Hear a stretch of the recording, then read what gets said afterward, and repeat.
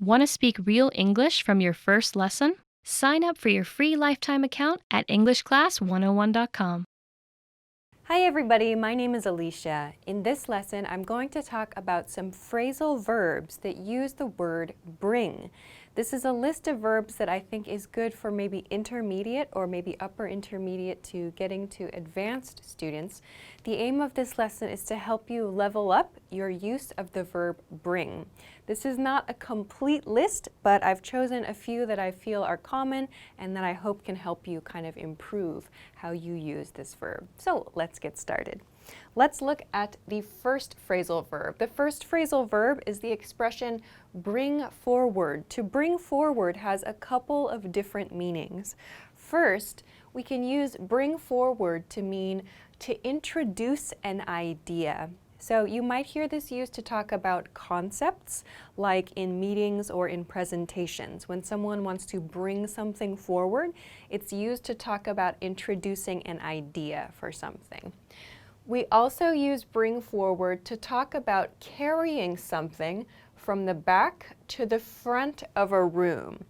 This is an expression that's used again like in presentations, for example. If I'm presenting at the front of a room and I have something prepared at the back of a room, I might ask someone to bring that item forward. So you might hear this, for example, in like legal situations, if you like to watch like police shows, for example.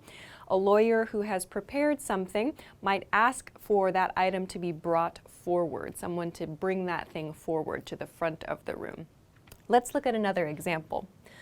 We brought forward an idea for a new product. This means we introduced an idea for a new product. So this might be in a meeting situation.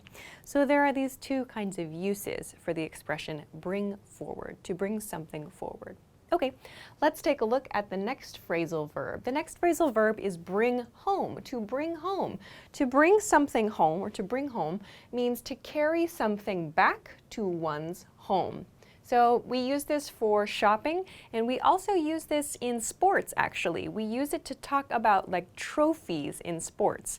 If you win a championship or you win some contest, we say they're going to bring it home, or I'm going to bring it home, where it is like the trophy or the prize from the contest.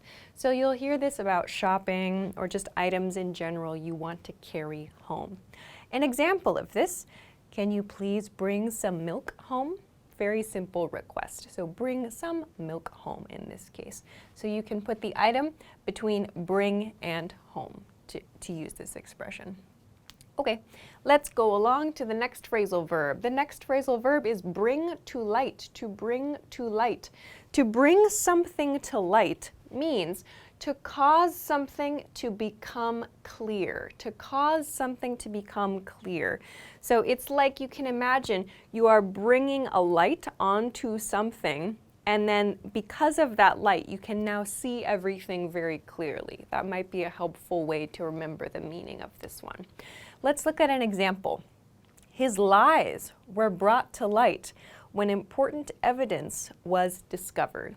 So this is a fairly typical example of how we use bring to light. So here, what became clear? His lies were brought to light. So that means his lies became clear, or the fact that he lied became clear at this point in time when important evidence was discovered. So another way to say this is when important evidence was discovered, or when we found some important information, we realized, or it became clear, he lied multiple times in the past. So this is a common example. So what became clear and why, or at what point in time.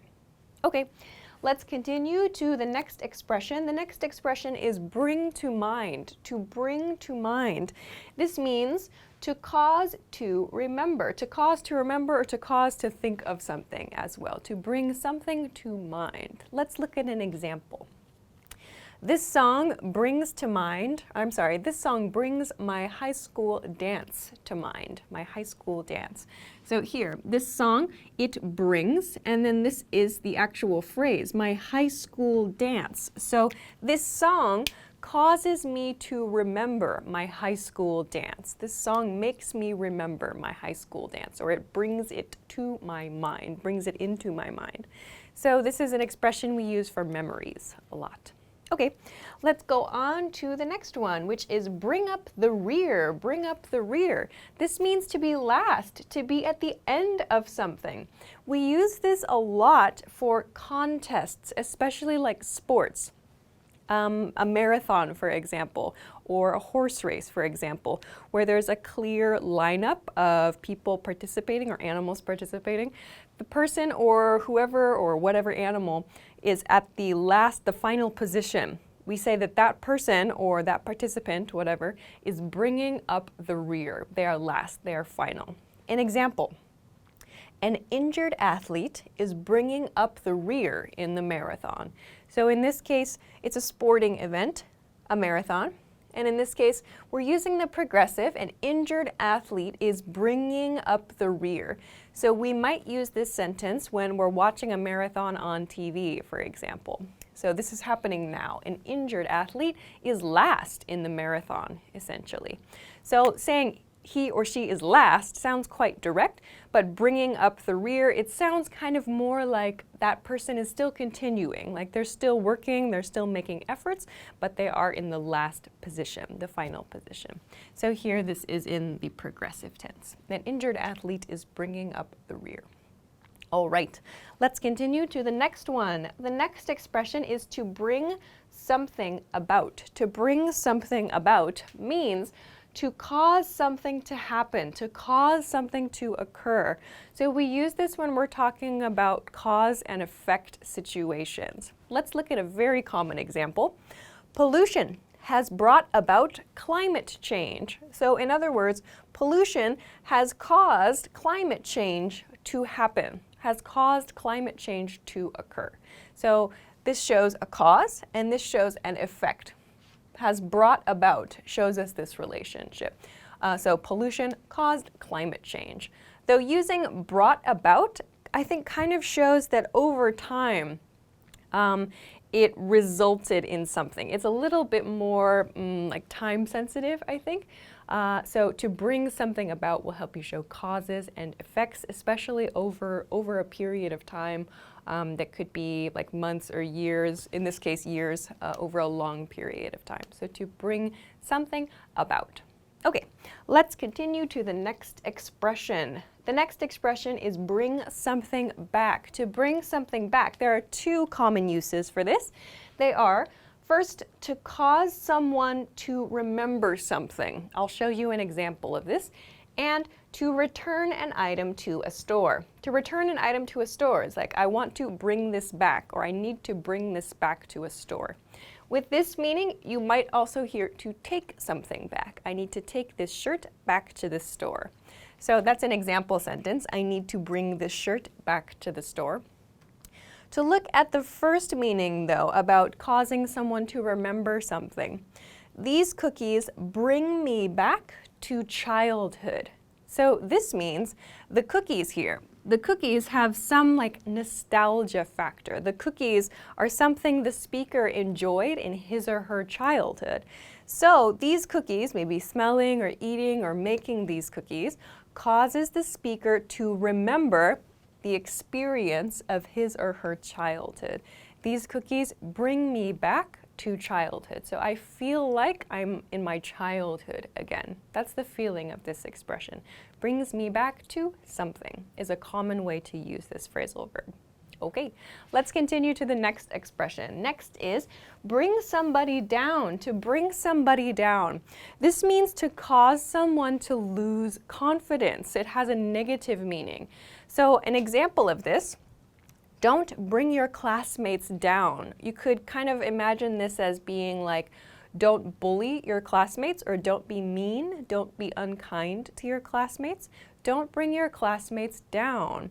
Another thing that you might hear is don't let someone get you down, like don't let your boss get you down, or don't let your grades get you down. So don't let something cause you to lose confidence. That's another common way that we use this expression. So to bring someone down is this loss of confidence. Okay, let's move along to the next expression, the last expression actually, to bring something up. Please be careful, this is different from to bring someone up. To bring someone up, like bringing up someone's children, that means to raise. I think some of you probably know that one, to bring someone up. To bring something up, however, is quite different. To bring something up means to introduce or to mention a topic, often an unpleasant one. So it's typically used for something we don't really want to talk about, or it's kind of an uncomfortable topic, or it's difficult to talk about for some reason, but someone mentions it in a conversation. An example, management brought up our project delay in the meeting. So here, management, a managing team or a managing person, brought up, so mentioned, our project delay, So this is the topic for discussion, and this is probably something the speaker feels nervous about or is uncomfortable about.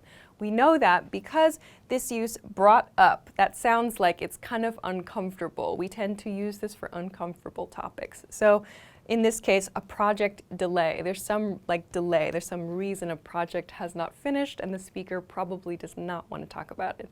So they feel nervous. That might be why you could use brought up or to bring something up. Okay, so these are a few phrasal verbs that use bring. There are others, there are lots of others, so if you want to know more about how to use bring in phrasal verbs like these, I recommend checking out a dictionary. Of course, if you have any questions or comments or want to practice making a sentence with one of these phrasal verbs, please feel free to do so in the comment section of this video.